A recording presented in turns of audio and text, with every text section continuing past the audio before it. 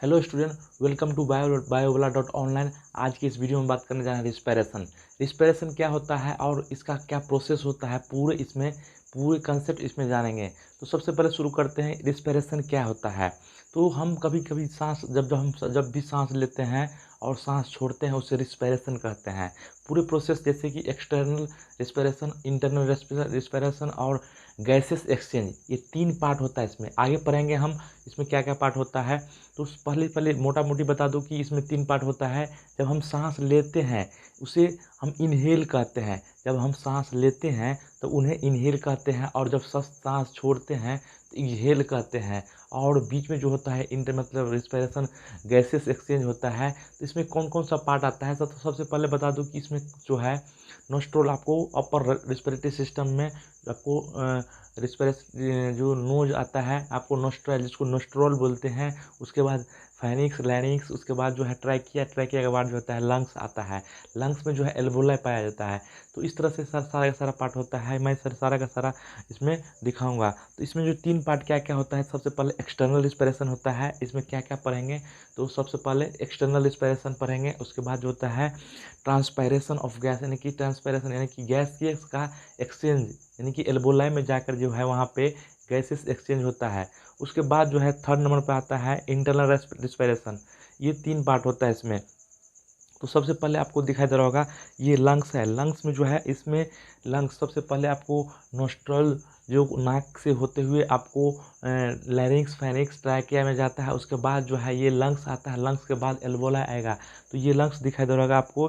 ये भी आपको लंग इस तरह लंग्स दिखाई दे रहा होगा। ये लंग्स है। लंग्स में जो है आपको जब डायफ्राम के जस्ट नीचे होता है, यानी कि जस्ट डायफ्राम के जस्ट ऊपर होता है, रिब कैच के अंदर होता है। रिब कैच क्या होता है, ये भी एक वीडियो बना हुआ है, आप वहाँ जाकर देख सकते हैं।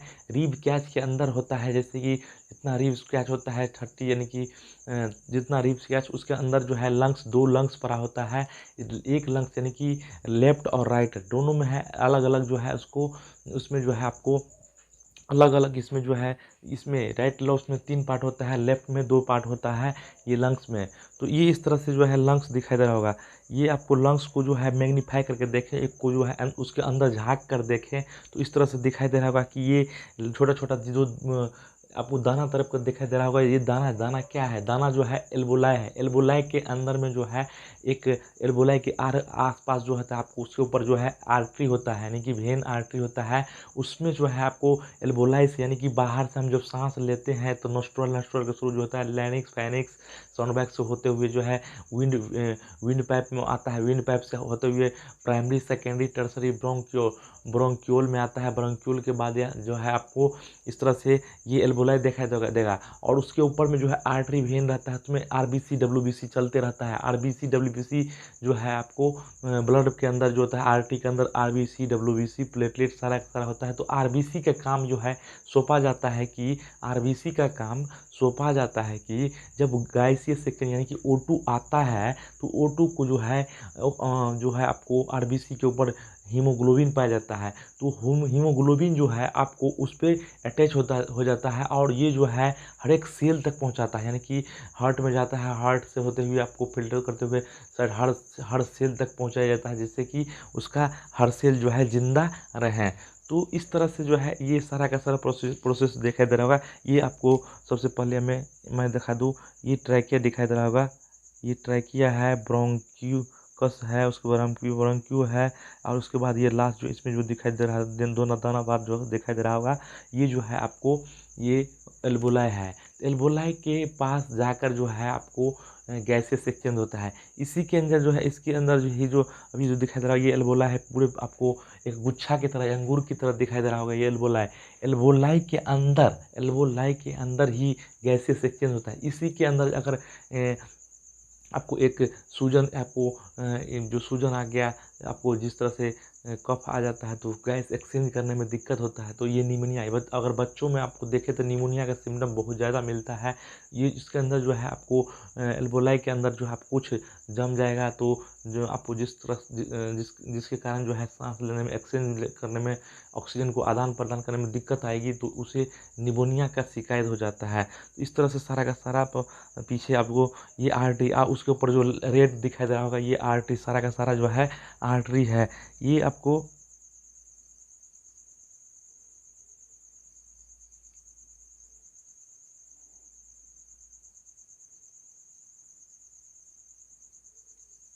ये जो है आपको दिखाई दे रहा होगा, ये सारा ये आर्टरी है, इसके साथ साथ ये आर्टरी है,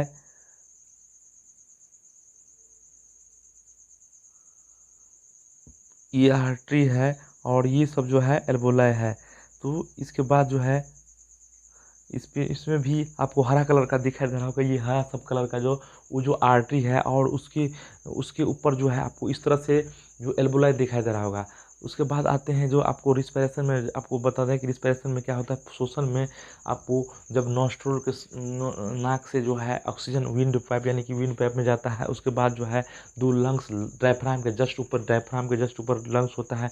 प्रत्येक जीव में जीव प्रत्येक जीवित में ऑक्सीजन की ज़रूरत पड़ती है, और ऑक्सीजन की हमारे शरीर में भोजन ऑक्सीजन जो है ऊर्जा प्रदान करती है। क्या ऊर्जा प्रदान करती है, तो सबसे पहले जो है आपको दिखाई दे रहा है कि C6H12O6 और O2 जो दिखाई दे रहा होगा, ये जो है आपको उसके बाद जो सिक्स CO2 और H2O प्लस ATP यानी कि ATP या मतलब energy, adenosine triphosphate, adenosine triphosphate full form, जो ATP का फुल फॉर्म जो होता है, एनर्जी जो प्रोवाइड होता है उसे ATP कहते हैं। तो ये जो है आपको इस तरह से C6H12O6 में 6 और जो O2 जो है जिसके साथ टूटता है, तो 6 कार्बन डाइऑक्साइड और वाटर के साथ साथ एनर्जी रिलीज होता है।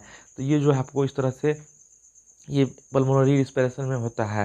तो ये हो गया रिस्पिरेशन जो है आपको C6H12O6 प्लस 6O2 को जब टूटता है तो कार्बन डाइऑक्साइड और वाटर के साथ जो है एनर्जी निकलता है। इस प्रोसेस में O2 का जो है, इस प्रोसेस में जो O2 का जो है मिलना तथा CO2 का बॉडी से बाहर निकलना, जो है उसे रिस्पिरेशन कहते हैं। जब आपको ये सारा का सारा जैसे C6H12O6 और O2 जो टूटता है, कार्बन डाइऑक्साइड यानी कि जब कार्बन डाइऑक्साइड बन जाता है, यानी कि एनर्जी जब मिल जाता है, ये क्या कहाँ पर प्रोसेस होता है, तो ये सेल के अंदर होता है। सेल के अंदर कैसे होता है, जब जो हम सांस लेते हैं तो हम अंदर में सांस अंदर आता है और नोस्ट्रल के थ्रू जाता है, लैरिंक्स और ट्रैकिया से होते हुए एल्वोलाई में आपको आदान प्रदान होता है। ऑक्सीजन जब जाता है हार्ट में, हार्ट के बाद जो है आपको हर एक सेल तक पहुंचाता है। सेल के अंदर जो है आपको ये C6H12O6 जो है भोजन के साथ जब जो है भोजन के साथ जो आपको C6H12 जो ग्लूकोज होता है, ग्लूकोज के साथ जो है ऑक्सीजन मिलता है, तो वो जो है आपको कार्बन डाइऑक्साइड और वाटर में निकलता है, और उसमें जो है एनर्जी जो मिलता है वो हमारे सेल में यूज कर लिया जाता है। तो यूज करता है शरीर में, क्या यूज किया जाता है, हर एक सेल जो है आपको एनर्जी को यूज किया जाता है। एनर्जी को किस तरह से यूज करते हैं, तो ये आपको बता दें कि जब हम सांस लेते हैं तो हमारे लंग्स में आता है, लंग्स से एल्वोलाई में जाता है, एल्वोलाई से हर एक सेल में जाता है, यानी कि आर्टरी जो होता है, आर्टरी वेन जो होता है, उसमें जो है आपको वहाँ से जो है ट्रांसफ़र यानी कि हर एक RBC जो है ऑक्सीजन को कैरी करता है, हर एक सेल तक पहुँचाता है। सेल में जाने के बाद जो है, सेल में जब जाता है तो सेल में जो है आपको एक ग्लूकोज लेवल होता है, जैसे कि डाइजेशन से मिलता है आपको। डाइजेशन ऑब्जर्वेशन चैप्टर अगर नहीं पढ़े हैं तो उसको आप यहाँ प्लेलिस्ट में जाकर देख सकते हैं। तो ये जो है आपको ऑब्जर्वेशन से जो ग्लूकोज मिलता है, ग्लूकोज प्रोटीन मिलता है, उसको जो है ग्लूकोज को जब तोड़ता है ऑक्सीजन के साथ कंबाइन होता है, तो वो जो है वाटर और कार्बन डाइऑक्साइड निकलता है। वही कार्बन डाइऑक्साइड जो आपको सीधे जो है सेल से बाहर निकलता है। उसी प्रोसेस में हीमोग्लोबिन जो है आपको उस पर पकड़ लेता है, और उसके बाद जो है वो जो है सीधे जो है सेल से एल्वोलाई से ट्रांसफ़र करके फिर जो है ब्रोंकियो में, प्राइमरी सेकेंडरी ब्रोंकियो में, उसके बाद जो है सांस जो है बाहर चला जाता है। तो ये सांस, तो इसे एक्सहेलेशन कहते हैं, और कार्बन डाइऑक्साइड बाहर चला जाता है। ये इस तरह से प्रोसेस चलते रहता है। तो हमारे शरीर में जो है जो चीज़ यूज होता है वो ATP होता है, एडिनोसिन ट्राइफॉस्फेट इसका फुल फॉर्म होता है। तो इसमें दिखाई दे रहा होगा पीछे आपको इस तरह से रिस्पिरेशन। आपको सबसे पहले इसे अपर रिस्पिरेटरी सिस्टम में क्या आता है, अपर रिस्पिरेटरी सिस्टम में जो है आपको जिस तरह से दिखाई दे रहा होगा, अपर रिस्पिरेटरी सिस्टम में नेजल कैविटी और नोज के साथ साथ जो है नेजल कैविटी, नोज और नेजल कैविटी आता है। उसके बाद जो है आपको फायरिंग्स आता है, और फूड पाइप और लैरिंग्स आता है।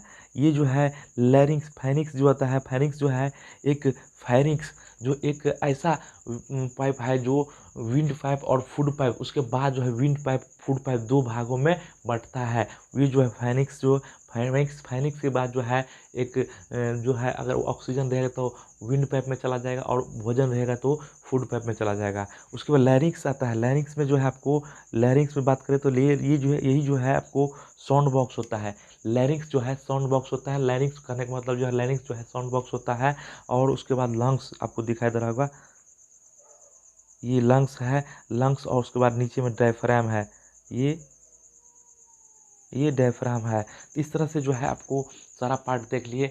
इसमें क्या क्या पार्ट आपको याद रखने का, रिटर्न करने का है। नोज के बाद नोजल कैविटी आता है। नोजल कैविटी में जो है आपको जिस तरह से मुकूस यानी कि 1 से 1.5 लीटर जो है मुकूस रिलीज होते रहता है, जिससे बैक्टीरिया, अगर बैक्टीरिया कोई भी हमारे नोस्ट्रोल के थ्रू नोज के थ्रू जाएगा तो उसको जो है मुकस इतना म्यूकस मेम्ब्रेन कर देता है, चिपचिपा कर देता है, जो आपको उसमें अटैच हो जाता है और बैक्टीरिया नहीं जा पाता है।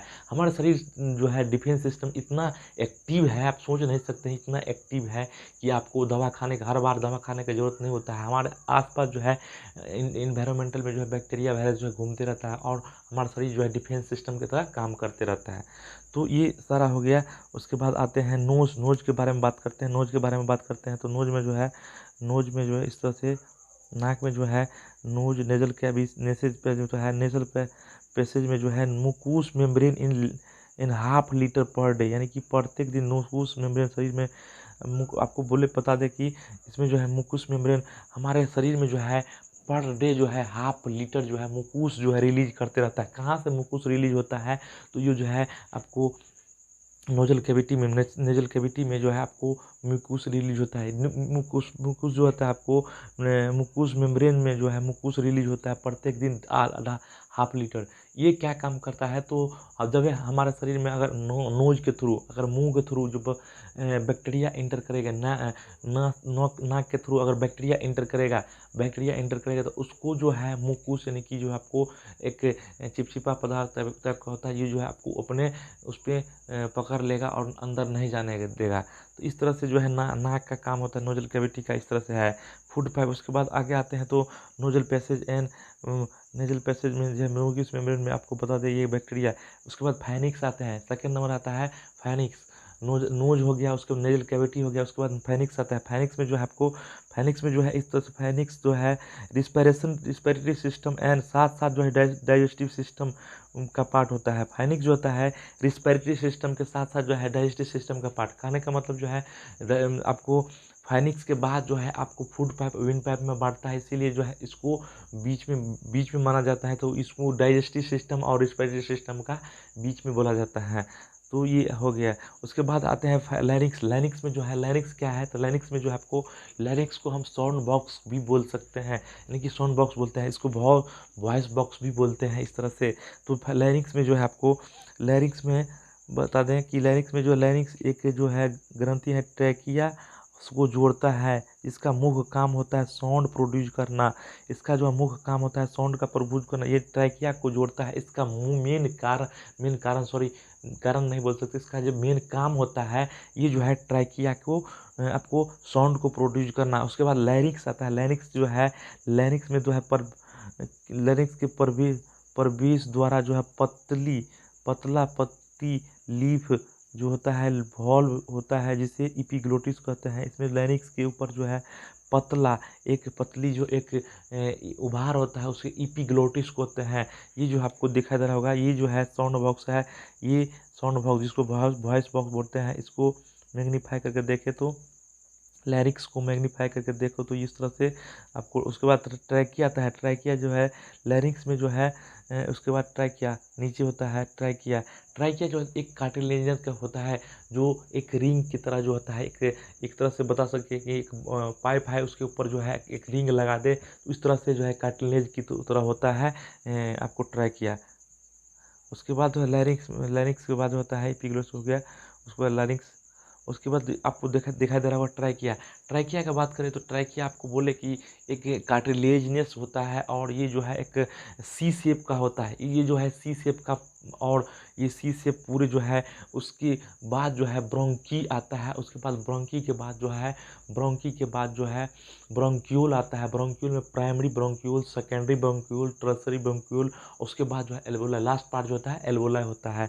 तो ये जो है एनिमेशन टाइप का वीडियो बना हुआ है, आप अगर आप लोग नहीं देखें तो उसको देख सकते हैं मेरे यूट्यूब चैनल अजीत बायोवाला.online में। तो इस तरह से आपको दिखाई दे रहा होगा, ये जो है अभी ट्रैकिया लैरिंक्स से आगे चलकर thoracic cavity thoracic cavity inter कर जाती है, थोरासिक कैविटी में इंटर कर जाती हैं। ये ट्रैकिया, यानी कि ये आपको ट्रैकिया हो गया, ये ट्रैकिया हो गया प्राइमरी ब्रोंक्यूल, और उसके बाद सेकेंडरी हो गया, उसके बाद टर्सरी हो गया, उसके बाद ब्रोंक्यूल हो गया, प्राइमरी सेकेंडरी टर्सरी ब्रोंकी हो गया, और उसके बाद जो है ब्रोंक्यूल आता है। लास्ट पार्ट जो होता है एल्वोलाई होता है। तो इसमें जो है आपको बता दें कि ट्रैकिया कैटलेजेस होता है और सी शेप का होता है। सी शेप कहने का मतलब आप एक तरह से जो बम्मा पाइप जो है उसको जो है एक कवर डाल दे तो सी शेप का बन जाएगा, कुछ कटा हुआ रहता है। तो ये सी शेप के टाइप का होता है। तो इसमें आपको दिखा था यहाँ से जब आएगा ये जो है आपको यहाँ वाला पार्ट जो होता है ट्रैकिया होता है। ट्रैकिया में है एक सी शेप का होता है, इस तरह से सी शेप का होता है, सी शेप का होता है। और इसमें जो है ट्रैकिया में जो होता है प्राइमरी ब्रोंकी, सेकेंडरी ब्रोंकी और टर्शरी ब्रोंकी और ब्रोंक्यूल लास्ट पार्ट होता है। उसके बाद एल्वोलाई आ जाता है, एल्वोलाई एल्वोलाई आता है। ट्रैकिया में बात करें तो सर ट्रैकिया में जो है आपको बता दें कि ये फूड पाइप यानी कि ट्रैकिया सांस नली, एक ट्रैकिया की कुल लंबाई जो होता है 10 से 11 सेंटीमीटर हो सकता है।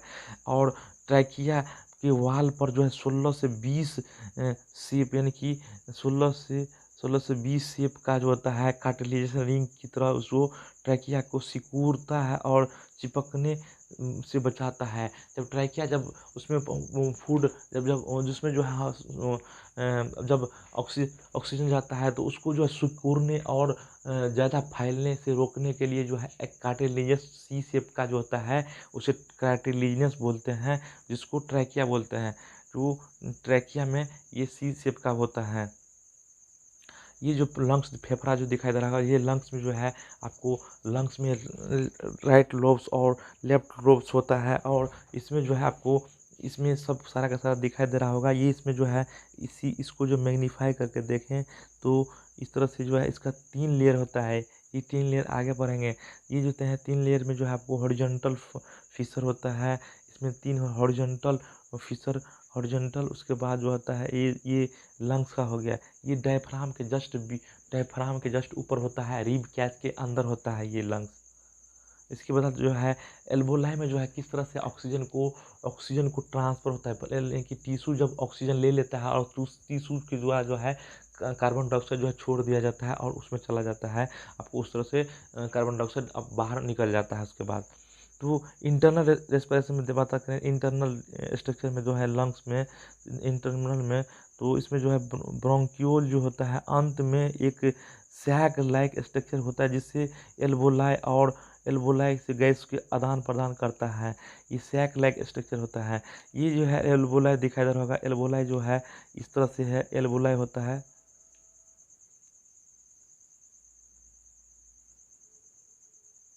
ये जो है एल्वोलाई दिखाई दे रहा होगा, और ये टिश्यू के साथ जो है एक इसमें जो है इस तरह से रहता है। तो ये जो होता है ये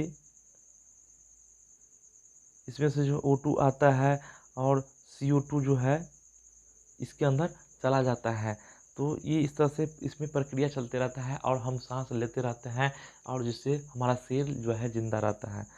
उसके बाद है इंटरनल स्ट्रक्चर ऑफ लंग्स का इंटरनल स्ट्रक्चर देखें तो ब्रोंकियो के अंदर में सैक लाइक स्ट्रक्चर जो है, एल्वोलाई में प्रेजेंट O2 प्रेशर 104 mmHg होता है। ये पॉइंट याद रखने वाला है, 104 mm यानी कि O2 का प्रेशर जो होता है एल्वोलाई के अंदर जो है, एल्वोलाई जब जिस समय में ट्रांसफ़र होता है टिश्यू में उस समय में 104 mmHg होता है इसका प्रेशर। और जबकि ब्लड में वेसल में जो है इसका प्रेशर केवल और केवल 40 mmHg होता है, जिसके आपको हर एक सेल जो है आपको जिस तरह से आपको बता दें कि जब तक डिफरेंस पोटेंशियल आपको फिजिक्स में पढ़े होंगे पोटेंशियल डिफरेंस, जब तक पोटेंशियल डिफरेंस नहीं होगा तो करंट का प्रभाव नहीं हो पाएगा। उसी तरह से जो है इसमें भी आपको जब तक डिफरेंस नहीं होगा, 104 एल्वोलाई में 104 है और टिश्यू में जो है 40 mmHg है।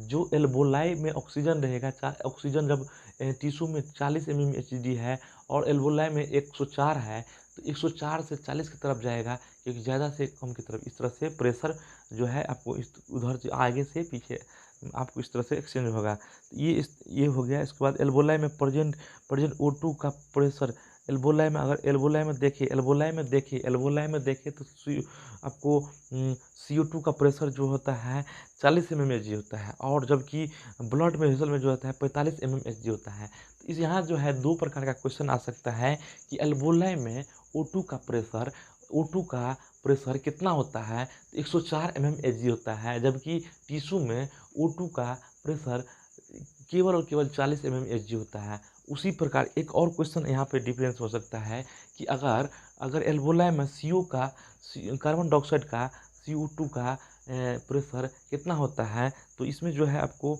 40 mmHg होता है, और जो है इसमें जो है आपको टिश्यू में कितना होता है, तो 45 होता है। तो यहाँ भी पोटेंशियल यानी कि डिफरेंस हो गया, यानी कि आपको जब टिश्यू में ज़्यादा है तो टिश्यू में से आगे जो है एल्वोलाई में जाएगा।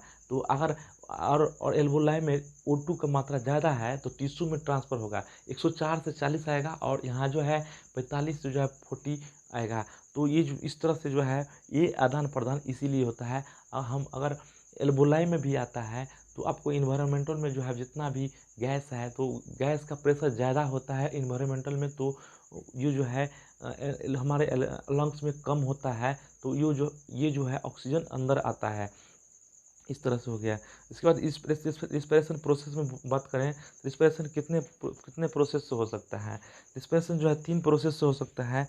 किसे क्या तो इसमें 3 प्रोसेस क्या होगा, तो एक्सटर्नल रिस्पिरेशन हो गया, और ट्रांसपोर्टेशन ऑफ गैस, और इंटरनल रिस्पिरेशन, जिसको सेलुलर रिस्पिरेशन, जिसको सेल का यूज करता है उसको सेलुलर रिस्पिरेशन बोलते हैं।